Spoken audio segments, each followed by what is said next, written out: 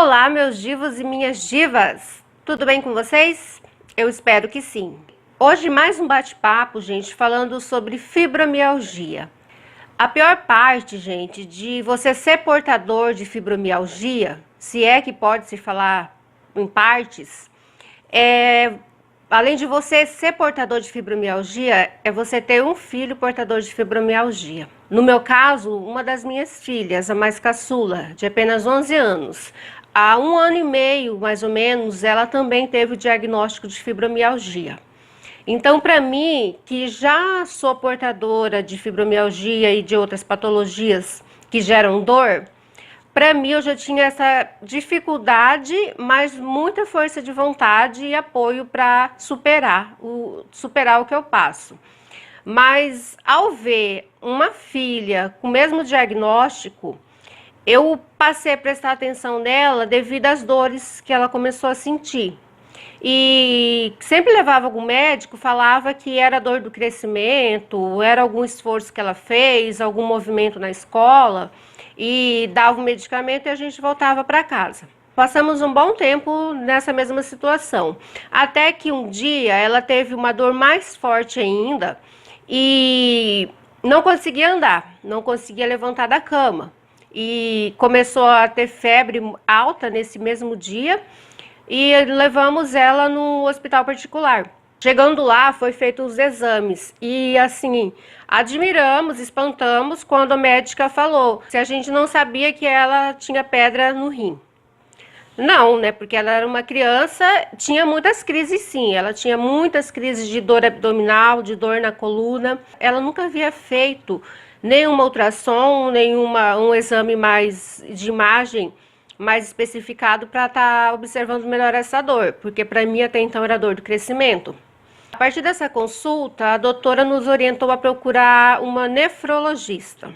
Era essa a especialidade médica, nefrologista infantil, que aqui na nossa cidade a gente pesquisou bastante e só tinha duas.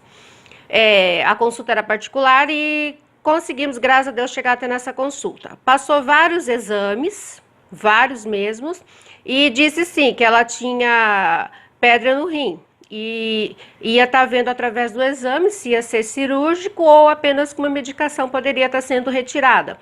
Mas ela observou também as dores que ela sentia. Conseguimos então marcar uma consulta com uma reumatologista infantil, que também são pouquíssimas na minha cidade, e a consulta era particular e o preço não era muito acessível. Ainda não é, mas pelo filho da gente, né? Sempre a gente se esforça. Na primeira consulta com essa primeira reumatologista, ela examinou, passou também os outros exames para ver melhor a situação dela e salientou a dor dela, né? E observou a dor. Ela disse que ela tinha sintomas de uma criança portadora de fibromialgia infantil. E também no exame que ela havia observado, ela tinha fortes indicações de ser portadora de lúpus também. Saímos da consulta um pouco apavorados, né? E impressionado com aquele diagnóstico, mas não querendo acreditar que poderia ser, torcendo que fosse só uma suspeita, não passasse de uma suspeita. Então, passado os dias, pegamos os resultados desses exames da nefrologista, por bênção de Deus, ela passou a medicação correta e a Ana Clara acabou expelindo as pedras sem precisar de cirurgia nessa época. A reumatologista olhou os resultados e disse, a respeito do lúpus, ela tem o FAM positivo para lúpus, ela tem o FAM reagente para lúpus, que indica lúpus, e que ela não descartava a fibromialgia. Ela deu laudo para levar na escola, para acompanhamento, que ela era portadora de fibromialgia, sim. Não falei também a ela que eu tinha o diagnóstico, não falei em momento nenhum. E saí, ela passou a medicação anti-inflamatória e ela não pode qualquer anti-inflamatório devido à facilidade de criar pedra no rim, né? E saímos dessa consulta. Começamos o tratamento dela em casa, com medicação, com massagem, tudo que eu já sabia, que eu sei que eu faço para mim, eu comecei a fazer para ela. e também muito diálogo, muita conversa. Passado o tempo, a Ana Clara começou a ter crises frequentes. Toda semana, toda sexta-feira que ela tinha educação física, eu já pegava ela na escola, ela já estava com a bochechinha toda rosadinha, toda dolorida, me dava dó trazer ela para casa, ter que dar a medicação para ela, pôr ela de repouso, massagear, para esperar a dor passar. E na maioria das vezes a dor não passava.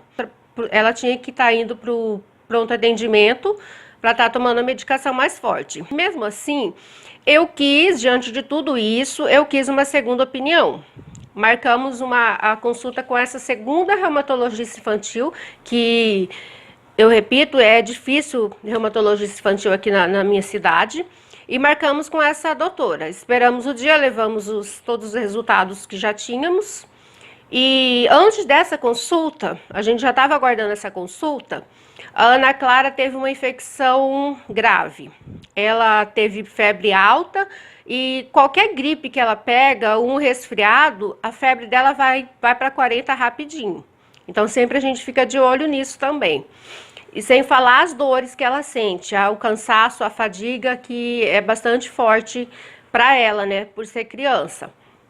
E ela teve essa infecção grave, ela foi internada no hospital, passou 2 dias, mandaram para casa, falando só que era uma infecção intestinal simples, e retornamos com ela para casa. Nesse mesmo dia, ela teve uma crise de dor mais forte ainda, começou a ter convulsão, e até que a gente chegou no hospital, nesse ano foi o Hospital Santa Rosa aqui de Cuiabá, que atendeu ela, entramos no pronto atendimento, e os médicos assim apavoraram de ver a dor, a convulsão, a febre 41 graus. A todo momento eles trocavam os medidores para ver se estava errado, e infelizmente não estava, e ela já estava delirando. Foi tão bem atendida nesse hospital que chamaram um cirurgião infantil de um outro hospital, eu até me lembro bem, era da Fêmea. O doutor Oswaldo veio até a gente e explicou que ela estava com quadro de gastroenterite grave e que também poderia ser apendicite. E que nessa noite ele ia ficar observando ela, ia ficar de prontidão, se precisasse ele ia ter que operar ela. E essa noite demorou 2 noites, 3 noites, e a todo momento ela com aquele mesmo quadro que não passava, e ele explicou pra gente. E acabou que a gente desesperou tanto que perguntamos para ele, por que não opera? Se operar ela agora, ela vai melhorar? O que vai acontecer? E a todo momento que a gente falava com ele sempre falava a mesma coisa. Eu tô aqui, eu tô de prontidão, confia em mim, se precisar, eu vou levar ela para a sala de cirurgia, a equipe tá aí. E esse quadro foi melhorando a partir do 5º dia que ela já estava ali internada no hospital. E foi apresentando melhora, graças a Deus. E inclusive passei até meu aniversário esse ano com ela no hospital. E com a bênção de Deus eu recebi esse presente. Nesse mesmo dia ele veio conversar comigo. Disse que ele só não tinha levado ela para cirurgia aqueles dias, toda vez que nós cobrávamos, porque na nossa cabeça, se ela fosse operada, ela ia melhorar. A gente não podia ver ela naquele sofrimento que ela estava. E ele explicou pra gente que ele só não levou ela para cirurgia porque a gente poderia perder ela ali mesmo. Ele falou, a parede abdominal dela estava muito infeccionada e a cirurgia ia ser em último caso. Ele falou que por várias vezes ele chegou a querer decidir é agora com a equipe, né? Mas o medo, ele falou, de levar ela para cirurgia e ali mesmo ele não tem mais nenhuma chance, ele falou. E acabamos assim, com a graça de Deus, ela foi melhorando a cada dia. Ela passou 1 semana internada, que pra gente, aliás, foram 2 semanas internada, que pra gente foi uma eternidade, mas que graças a Deus ele deu a alta pra ela, passou o tratamento, a medicação toda e viemos pra casa. E graças a Deus ela melhorou dessa infecção, não teve mais nada. E aí chegou a vez da consulta com a segunda reumatologista, porque eu queria uma segunda opinião. E nessa consulta, avaliando, ela avaliou todos os exames, todo o quadro, tudo que eu expliquei, de tudo que a Ana Clara vivia, como que ela vivia. Ela falou para mim, eu não tinha falado também que a gente já tinha ido a uma reumatologista.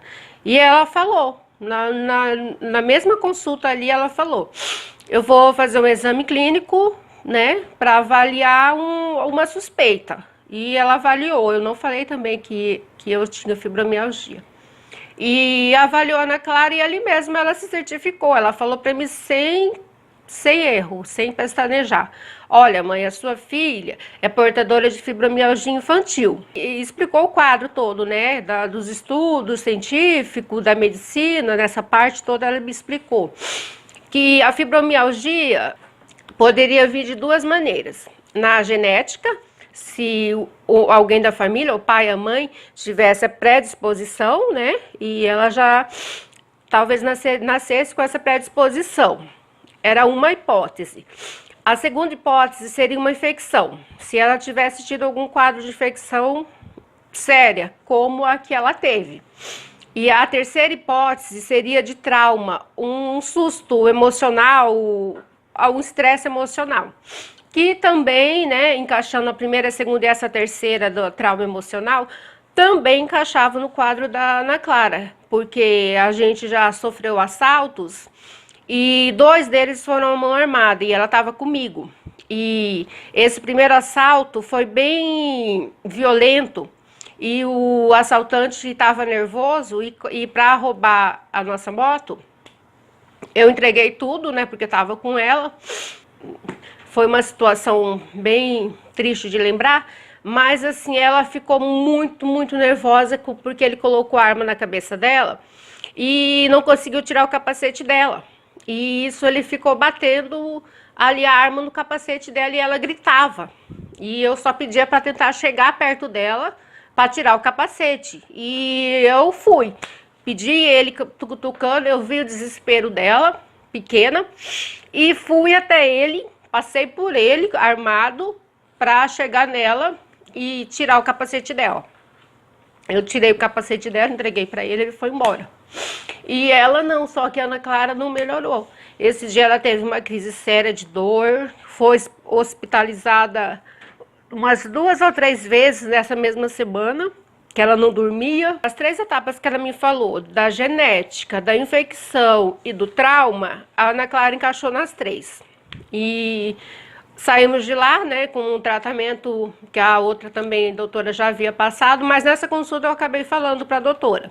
Falei que eu era portadora, né, da fibromialgia, tinha outra patologia e que fiquei muito triste de saber, né, mas assim, por eu passar por isso todo dia, eu ia precisar de força dobrada para poder cuidar dela, para poder cuidar de mim e cuidar dela. E nisso a família toda se envolveu novamente, graças a Deus eu tenho um apoio familiar grande e todo mundo apoia. E no círculo social da Ana, não é todo mundo que sabe, vai saber agora, através desse vídeo, que ela também tem fibromialgia. O preconceito sempre tem, quando você fala que você tem a fibromialgia, é por isso que eu tô falando, muitas pessoas do nosso convívio não sabem que ela tem. Sabe que ela tem dor, sabe que ela tem dor e por muitas vezes eu já vi, é frescura. Isso aí é coisa de criança, tá crescendo, essa menina é mole. Já ouvi vários comentários assim. E nenhuma dessas vezes eu procurei falar, não, ela tem fibromialgia, não, porque eu sei que o comentário que viria a seguir poderia me aborrecer e aborrecê-la. Seguido o tratamento da Ana Clara, ela toma medicação, ela toma um relaxante também quando a gente vê que está mais forte e procuramos assim não sobrecarregar ela nos afazeres de casa, da escola, da atividade. Ela ama capoeira e eu acho que futuramente pode ser que ela vai ter que parar com a capoeira, porque ela já teve 3 lesões, né, que poderiam não ser nada, mas às vezes por ela ter A fibromialgia para ela foi mais pesado. Mas mesmo assim, a gente está junto com ela, a gente está sempre apoiando, sempre explicando a situação, sempre explicando o quadro, fortalecendo e tentando animar ela a todo momento. Ela é uma criança muito carinhosa, muito delicada e com tudo isso, mesmo assim, nós transmitimos o máximo de força que a gente tem para transmitir para ela. E ela vai falar um pouquinho para vocês de como é viver com fibromialgia. Isso já é o relato dela, de como ela vê na visão infantil e inocente do que é uma fibromialgia. Olá, eu sou a Ana Clara, eu sou portadora de fibromialgia com apenas 11 anos. Com 11 anos eu pratico capoeira e com isso as pessoas não acreditam que eu tenho fibromialgia, tanto na capoeira quanto na escola. Quando eu falto em algumas coisas, em algumas apresentações, as pessoas pensam que eu sou uma menina mole, uma menina que não aguenta fazer os exercícios, mas não é praticamente nada disso. Elas não entendem o que é crescer em um hospital, tirando sangue quase toda semana com caso de dores. Tirar sangue, tomar injeção, ficar internada não é uma coisa fácil. As pessoas pensam que eu sou uma menina mole, que não aguento fazer as coisas, mas essa é a minha explicação pra vocês. E sempre me julgam sem saber a minha história. Na escola é diferente.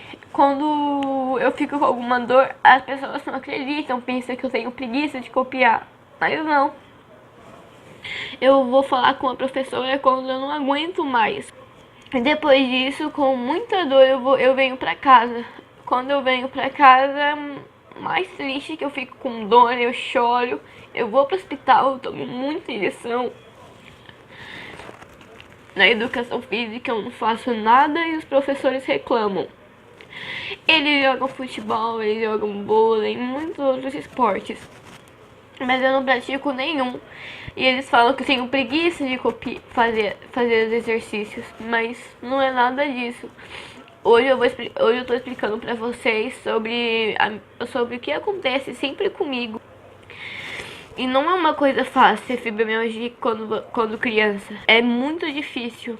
Você tem que tomar injeção, tem que tomar remédio, ficar de repouso. Pra mim não é uma coisa fácil. E mesmo assim, a gente está sempre junta, uma cuidando da outra, a família sempre junta também, levando o tratamento a sério. E a Ana Clara, começo de dezembro, ela tem retorno a reumatologista, né, para estar fazendo a reavaliação de novo, atualizando os exames. E a gente vai estar fazendo vídeo também falando sobre isso, sobre o tratamento. E ela vai começar Pilates. O Pilates é muito bom para quem é portador, porque eu mesma, quando eu estou em crises que demoram a passar, eu sempre vou. Só que eu não consigo fazer uma sequência por causa do valor. O valor ele não é muito acessível.